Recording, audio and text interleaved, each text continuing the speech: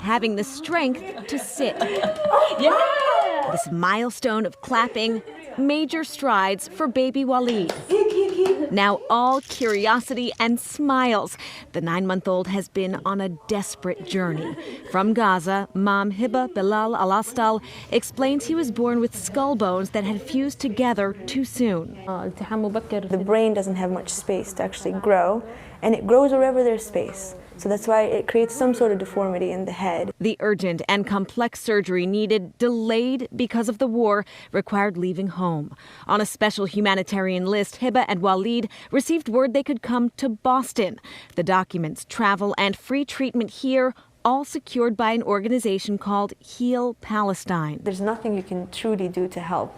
And having patients coming here is a concrete way of helping. You feel like, oh my goodness, I actually can do something. And it's a way of grieving for a lot of people. At least for me, that's how I describe it. Noor Saida Harzala is an MD PhD student at Harvard and MIT. Fluent in Arabic, she and other local volunteers have been helping Heba and Walid. For Heba, being a mother, it's being away from Walid's sisters, who are 6 and 3, and her husband.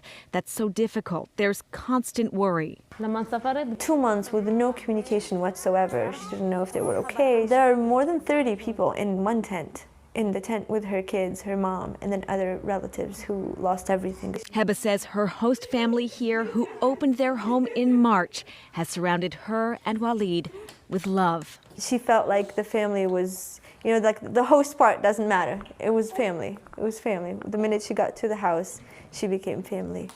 And so both Heba and Amira, they're so thankful to the doctors, the nurses. They're still caring for all 3 boys.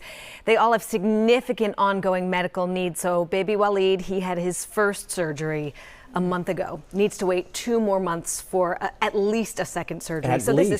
This is really a long stay with that host family, and they have just embraced them and all these volunteers. Wow.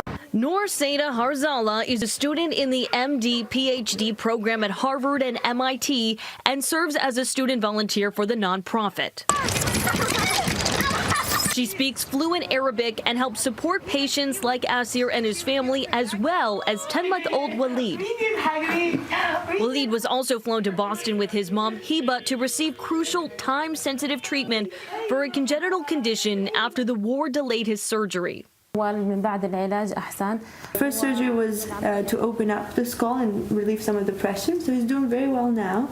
He's doing as he's exceeding the surgeon's expectations, but he still has a couple more surgeries to go. Heba describes how tough it's been being away from her home, husband, and 2 daughters for months, sometimes with no communication, but understands Walid needs special care, and she is very thankful for the host family that took them in. The host mom kind of considered her like a sister, and the kids, they were, they considered Walid their own as well, like their little brother. And so it felt like, when she got home, it felt like a little family was waiting for her. They are in good hands here. Both families say they are just so grateful to all of the doctors, volunteers, and the Boston community for being so generous and welcoming. Heal Palestine continues to bring injured kids from Gaza here to the U.S. And if you're interested, Heal Palestine is hiring full-time Arabic-speaking social workers and taking donations.